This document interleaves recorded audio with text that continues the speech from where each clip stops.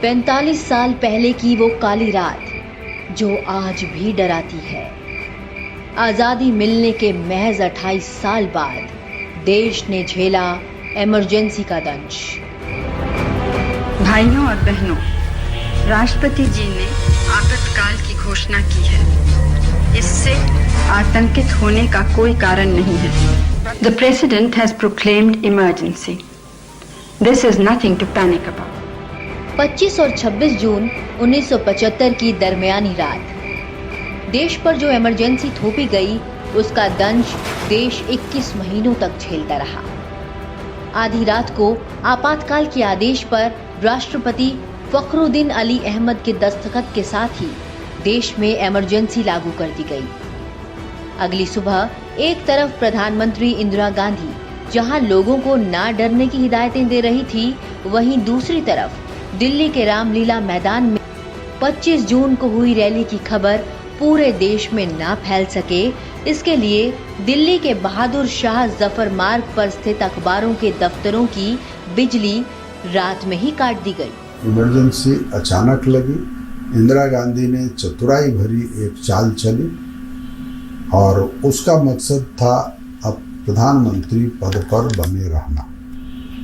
अगर वो लोकतांत्रिक नेता होती तो मुकदमा हारने के बाद कांग्रेस को किसी को बना सकती थी, लेकिन उन्होंने दूसरा रास्ता चुना और लोकतंत्र का गला घोटा। रात को ही इंदिरा गांधी के विशेष सहायक आर.के. धवन के कमरे में बैठकर संजय गांधी और ओम मेहता उन लोगों की लिस्ट बना रहे थे जिन्हें गिरफ्तार किया जाना था।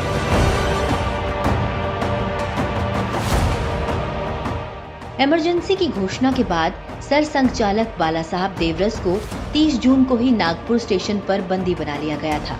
उन्होंने अपनी गिरफ्तारी के पूर्व ही आह्वान किया। इस असाधारण परिस्थिति में स्वयं सेवकों का दायित्व है कि वे अपना संतुलन न खोएं। यह द्वितीय स्वतंत्रता संग्राम था। That was the second freedom struggle. 100 साल से अधिक अंग्रेजों के जमाने में भी कुछ बातें नहीं सुनी थी। ऐसी बातें केवल 20 महीने के अंदर हिंदुस्तान के इस धरती पर संविधान को दुरुपयोग करते हुए एक तानाशाह व्यक्ति ने ये कर सके, यह एक अत्यंत आश्चर्य और दुखद विषय है। इसके बाद 4 जुलाई 1975 को राष्ट्रीय स्वयंसेवक संघ के ऊपर प्रतिबंध लगा दिया गया।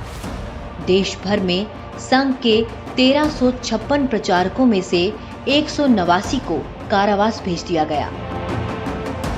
आपातकाल के दौरान सत्याग्रह करने वाले कुल 1,30,000 सत्याग्रहियों में से 1 लाख से अधिक राष्ट्रीय स्वयंसेवक संघ के थे। मीसा के अधीन जो 30,000 लोग बंदी बनाए गए, उनमें से 25,000 से ज्यादा संघ संवर्ग के थे। यही नहीं, इमरजेंसी के दौरान राष्ट्रीय स्वयंसेवक संघ के 100 कार्यकर्ता बंदी गृहों और बाहर आंदोलन करते हुए बलिदान हो गए। उनमें संघ के अखिल भारतीय व्यवस्था प्रमुख श्री पांडुरंग क्षीरसागर भी थे। मालूम नहीं था कि जेल से बाहर आएंगे कि नहीं आएंगे। Even if you are killed there is no remedy. इस प्रकार के हिंदुस्तान के अटॉर्नी जनरल कह सकता है देश की सुप्रीम कोर्ट के सामने। ऐसी स्थिति जब थी,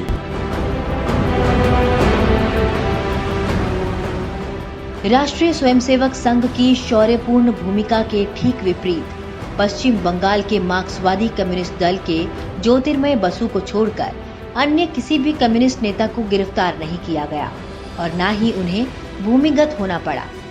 सीपीआई ने आपातकाल को एक अवसर के रूप में देखा और इसका स्वागत किया। सीपीआई ने 11वें भटिंडा कांग्रेस में इंदिरा गांधी द्वारा थोपे गए आपातकाल का समर्थन किया था। सीपीआई नेताओं का मानना था कि वे इमरजेंसी को कम्युनिस्ट क्रांति में बदल सकते थे। देश में इमरजेंसी के दौरान इंदिरा की तानाशाही और अत्याचार के विरुद्ध लोगों का आंदोलन भीतर ही भीतर सुलगने लगा था। लोगों की जनसभाएं कांग्रेस की कुरीतियों के विरुद्ध जारी थी। 18 जनवरी वर्ष 1977 को इंदिरा गांधी ने अचानक मार्च में लोकसभा चुनाव कराने का ऐलान कर दिया।